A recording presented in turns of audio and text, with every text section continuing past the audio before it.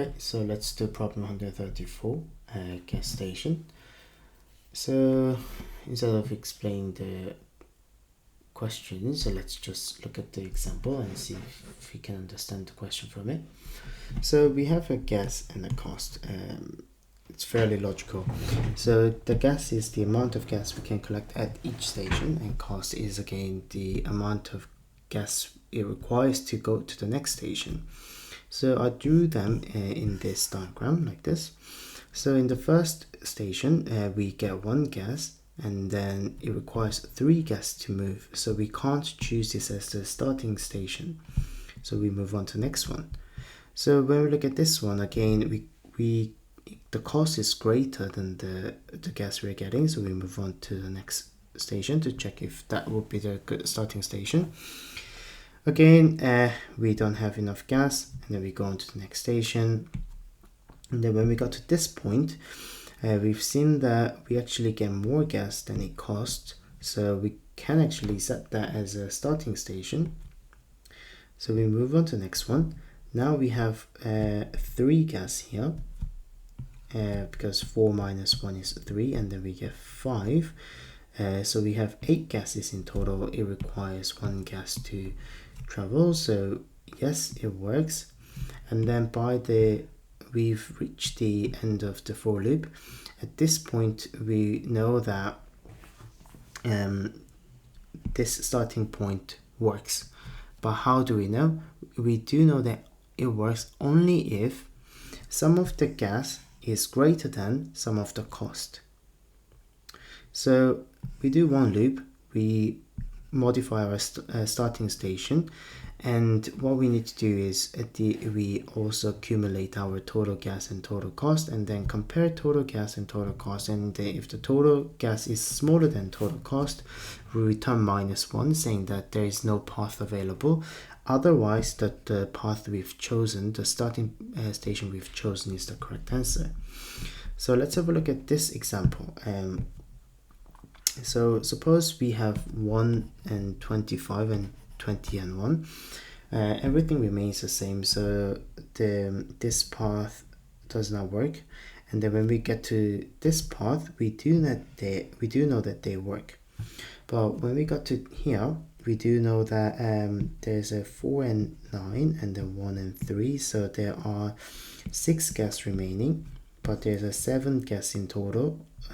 So that is smaller than the cost. So again, we update our starting station to this position, and then we seen that okay, we have more gas than it costs. So that's the end of the loop. So we update our starting station to be this specific point here.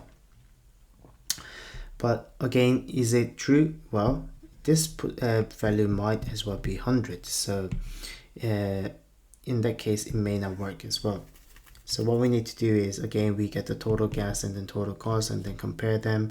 If total gas is smaller than total cost, there is no path. But if the total, in this case, it will return -1 because it doesn't work. But if it was, say, like 10, 10 might be slightly big. If it was like 6 or 7, it will still work.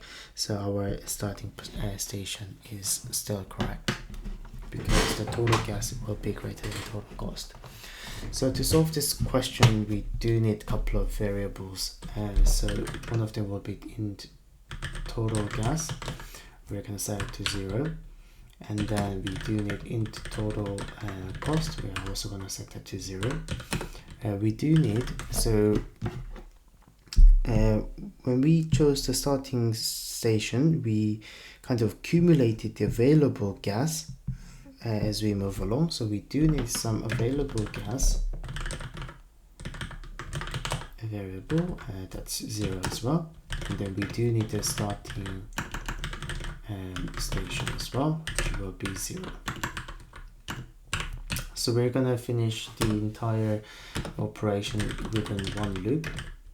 Int I equals 0, I is less than gas dot length. It can be obviously cost dot length, and then I is plus.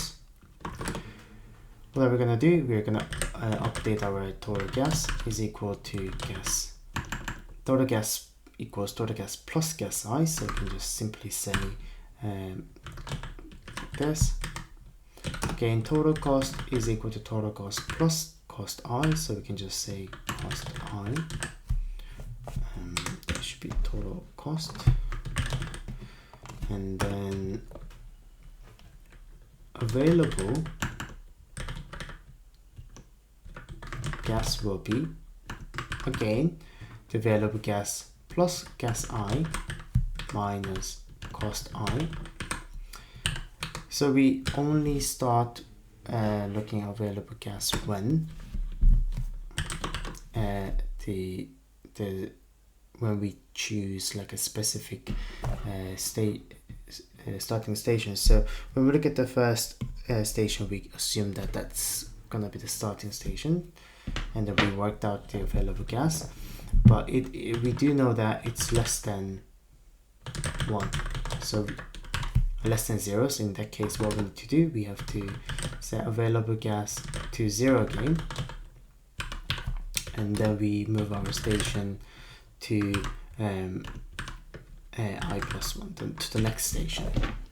And then when we got to this point, we update our available gas, that becomes 3, and then so that we can that is greater than 3, so this if statement doesn't get executed. So when we get to the next station, we also update our available gas, which will be what is it, 5.7 or whatever. So so this available gas basically helps us modify our starting station. Also, that should be starting station. And then what we do is, if total gas is smaller than total cost, obviously there is no path, so return -1. Otherwise, we just return starting station. Okay, let's run the code. Wrong answer. Let's see what's wrong with our logic. Total gas, good. Total cost, good. Available gas is equal to 0 plus gas minus cost. Okay. When available gas is less than 0, we do available gas hang on, less than 0, there's no, and then we set available gas to 0, and the starting station will be the next I. And then if total gas is smaller than, oh, this logic was wrong, total cost.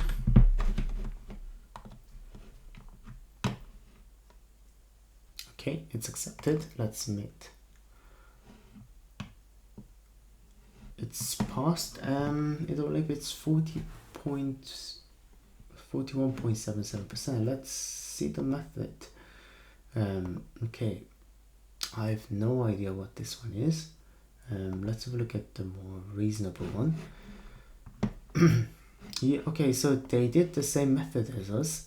But what they did was they did the first loop to work out the total sum, and if the total, so basically if the total gas was smaller than the total cost, they returned -1 straight away. So it's pretty much the same method, except we did everything in one loop, but we did everything in one loop, but they used 2 loops, so we essentially used the same method. So I'm happy with it. Alright, so yeah, that's it.